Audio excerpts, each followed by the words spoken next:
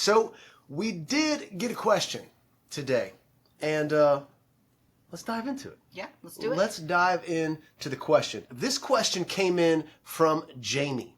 And Jamie asks, what's up with water?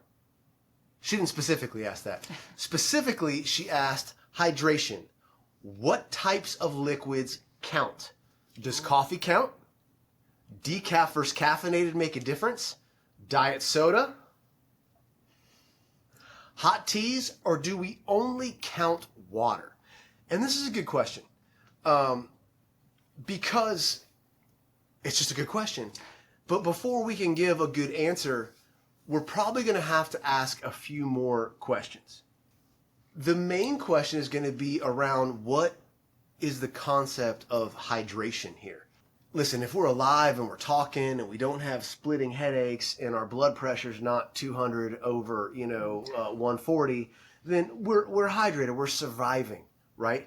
But surviving isn't always equal to thriving. So when we start factoring in different elements that hydration has an impact on, whether it's performance, whether it's rejuvenating, moisture loss from sweat because it's hot as hell right now in most parts of the country, or whether it's, for a different type of condition, maybe to avoid a sodium shift due to a salty meal out. We want to ask, what are we worried about or concerned when it comes to hydration?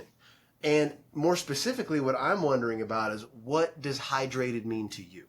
What mechanisms are you using to gauge whether or not you are hydrated? And are you aiming for a target or a goal?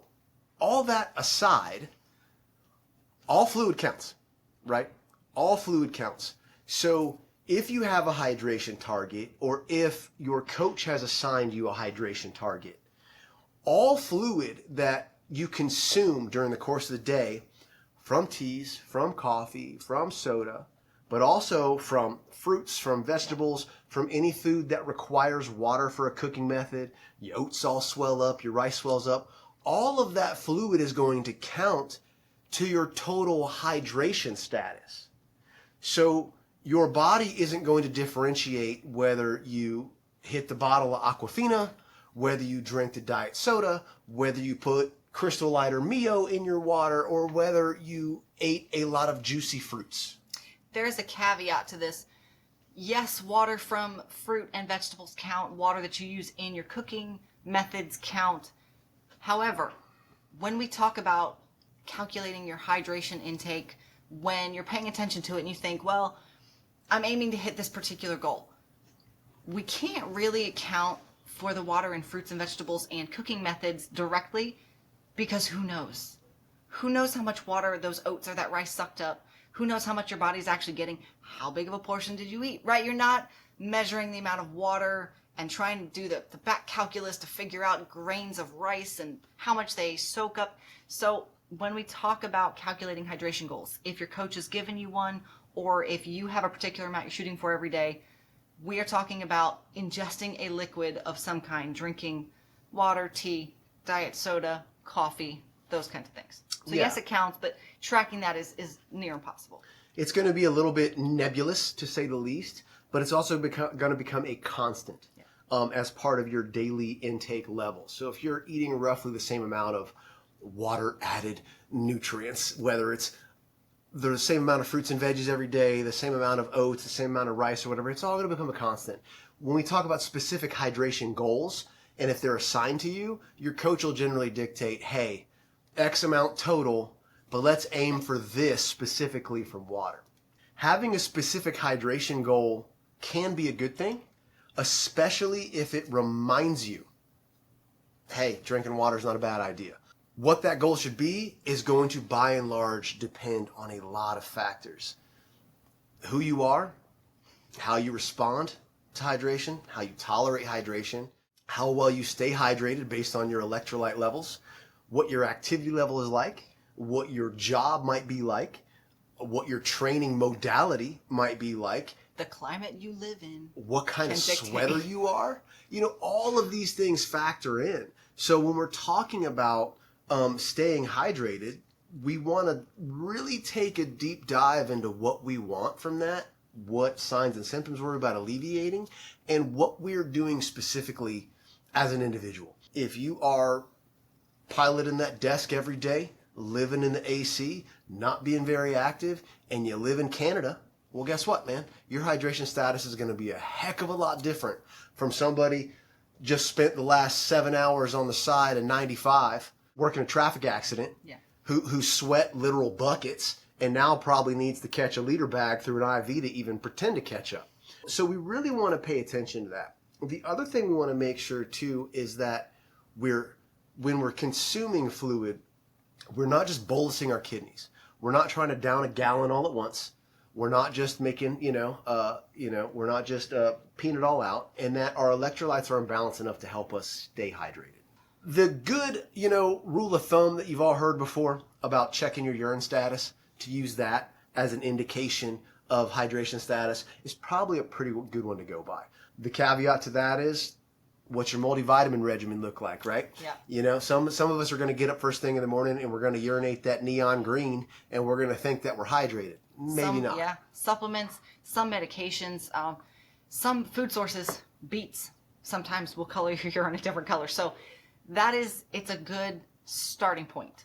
They have the little urine color charts on the wall at the doctor. That's a good generic starting point.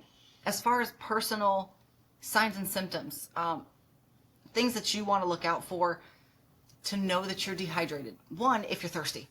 If you're thirsty and your body's mechanisms are telling you, hey, you need to drink something, probably a good indicator that your hydration's a little low. Headaches, dizziness, nausea, if you're falling out of your workouts, if you're getting cramps so bad that you can't get up. If you are cramping at night, we get this question a lot. If you get cramps at nighttime, you may not be having enough water. Now, there's a whole other talk we could get into about electrolytes here. That could be an issue as well, but these are the basic signs and symptoms that you're probably not getting in enough water every day. Salt your food, fam. Salt your food. Salt your food. One of the things that stuck out in this question, the way it was phrased, is something that's pretty common, and that is: does coffee count?